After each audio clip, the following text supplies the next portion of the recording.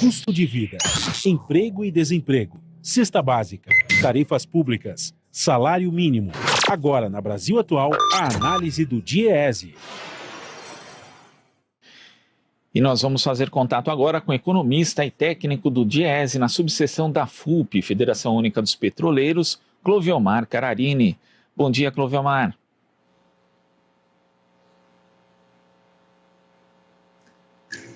Bom dia, Cláudio. Tudo bom? Tudo certo. Cloviomar, a Petrobras tem aí, como se sabe, adotou há algum tempo já um chamado plano de desinvestimento. Na prática é um eufemismo, né, para privatização, para desmonte. E entre as medidas estão a privatização de 8 das 13 refinarias da empresa. Inclusive, petroleiros da Bahia estão em greve desde o último dia 5 contra a venda da refinaria Landulfo Alves. Eu queria que você falasse a respeito da importância desse parque de refino para o Brasil e também da própria refinaria Landulfo Alves, né, que os petroleiros estão protestando contra a sua venda por um preço considerado aviltante. Não, é isso mesmo, Glauco. Acho que a primeira questão que a gente tem que olhar, no caso do assunto petróleo no Brasil, que é um assunto que é muito importante, né? Só a gente perceber o que está acontecendo em relação aos preços dos derivados, gasolina, diesel, gás de cozinha, a gente percebe a importância que tem esse setor para o país, né? O Brasil hoje produz cerca de 3,7 milhões de barris por dia de petróleo. No Brasil hoje, é um dos 10 maiores produtores de petróleo do mundo. Acho que é importante as pessoas saberem disso, né?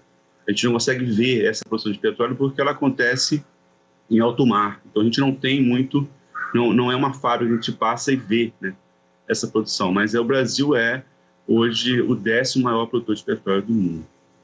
A segunda informação importante é que o Brasil tem um parque de refino, ou seja, suas refinarias estão espalhadas por todo o país.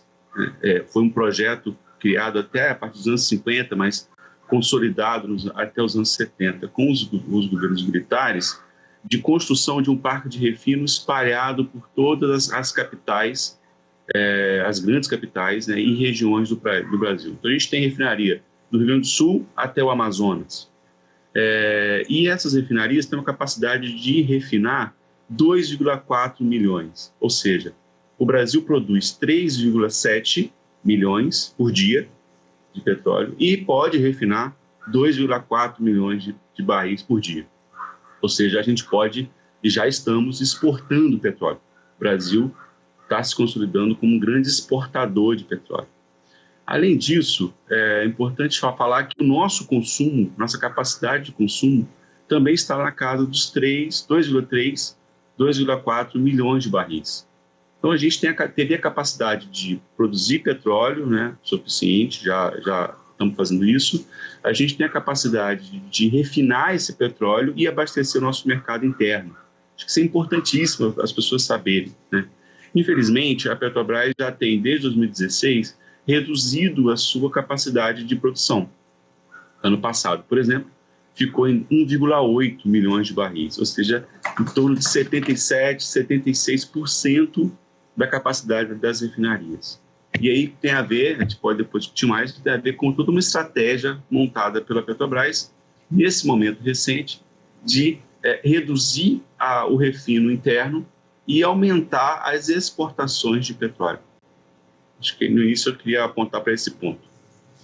E no caso da refinaria Landulfo Alves, qual que é a importância dela dentro desse parque de refino brasileiro?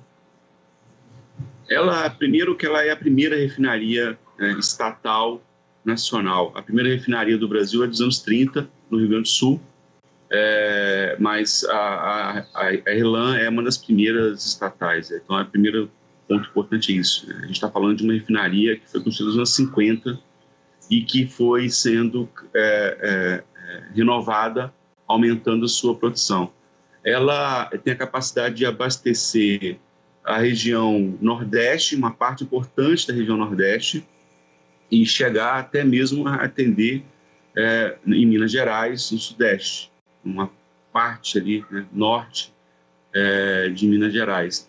Então é uma refinaria muito importante para a produção nacional. Ela é uma das 3 maiores produtoras de refino do Brasil. Então é uma refinaria muito importante.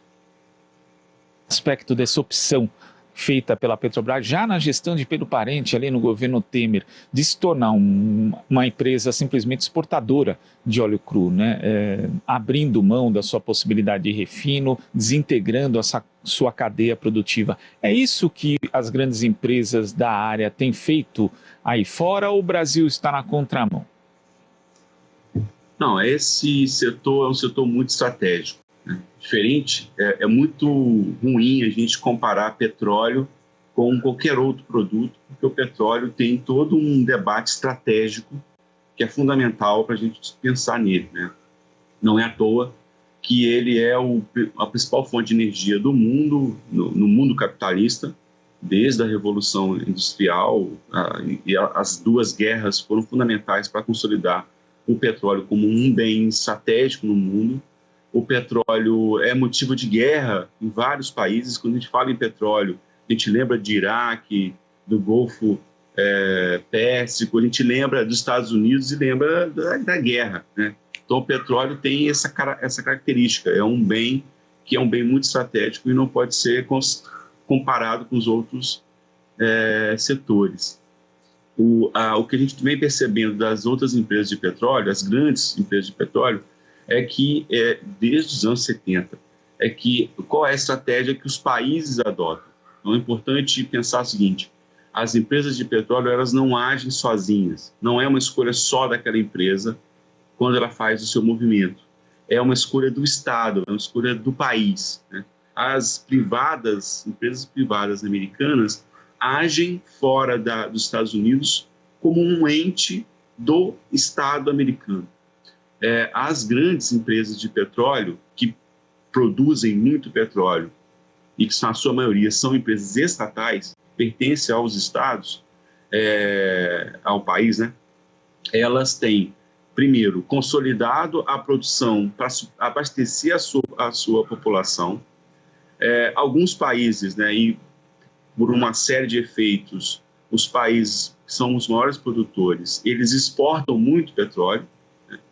E esses países estão consolidando também o seu parque de refino. O que a gente vem percebendo é que não é só uma estratégia empresarial de você produzir e refinar, mas sim uma estratégia de um país em você ter a capacidade de abastecer a população com os seus derivados, né? Então, o mundo, as empresas vêm adotando isso. Diferente do Brasil, o Brasil está na contramão nesse momento do que o mundo vem fazendo, o mundo que produz petróleo, né? Falei, o Brasil está hoje entre os 10 maiores produtores de petróleo do mundo. E esses países não adotam essa estratégia que o Brasil adota. Quer dizer, o que na prática o Brasil está fazendo é com uma empresa do tamanho da Petrobras abrindo mão que essa companhia possa se associar a um projeto de desenvolvimento nacional, por exemplo. Inclusive o desmonte, como você ressaltou, Clovelmar, ele acaba aumentando a dependência externa do país. Sim, ele aumenta a dependência externa, mas também aumenta essa dependência que a gente vai começar a viver agora, do processo de exportação de petróleo, né? Há um certo receio em o Brasil virar a Venezuela, mas o Brasil caminha em direção à Venezuela, porque é um país que tem cada vez mais reduzido o seu consumo de derivados para aumentar a sua exportação de petróleo. O preço do barril sobe um pouquinho e aí a Petrobras começa o movimento de aumentar a exportação. O que ela está fazendo? Ela está vendendo petróleo em dólar fora do Brasil, países que cuidaram da pandemia de um formato melhor que o nosso, como a China, por exemplo, já voltou rapidamente ao consumir muito petróleo e a Petrobras vem aproveitando isso e aumentando as suas exportações. Isso cria uma dependência, porque o Brasil passa agora também, além de reduzir o seu refino e ficar dependente de exportação de petróleo, de derivados, o Brasil fica na dependência de exportar petróleo. Isso é muito ruim. O ideal, aí pensando de novo na RLAM, na Bahia, o ideal era o Brasil exportar derivados.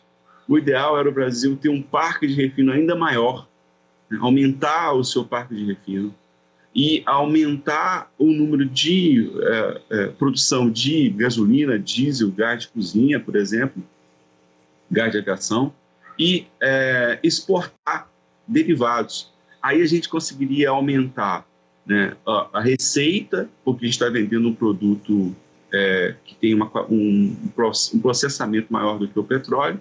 A gente geraria empregos no Brasil, e empregos de qualidade, geraria renda, ou seja, a escolha estratégica que o Estado brasileiro deveria fazer nesse momento era aumentar o seu parque de refino e aumentar o volume de derivados de exportação. Vender as empresas, é bom que as pessoas saibam disso. Quando a RLAM agora passa a ser uma empresa privada, isso não significa que o preço do derivado que ela vai produzir caia. Pelo contrário, a Petrobras tem um conhecimento histórico de produção no Brasil, tem uma capacidade de refino importante, os custos de extração e de refino vem caindo no Brasil. A Petrobras vem conseguindo cada vez mais reduzir o seu custo e, nesse sentido, o preço, né, para o consumidor tende a aumentar quando você tem uma empresa privada. Ela vai entrar agora, ela vai passar por todo um processo de adaptação nessa nova unidade. Isso leva 2, 3 anos e, nesse período, os custos aumentam. Então, se aumenta o custo de produção, claro que vai aumentar o custo ainda mais lá fora, né, para nós consumidores.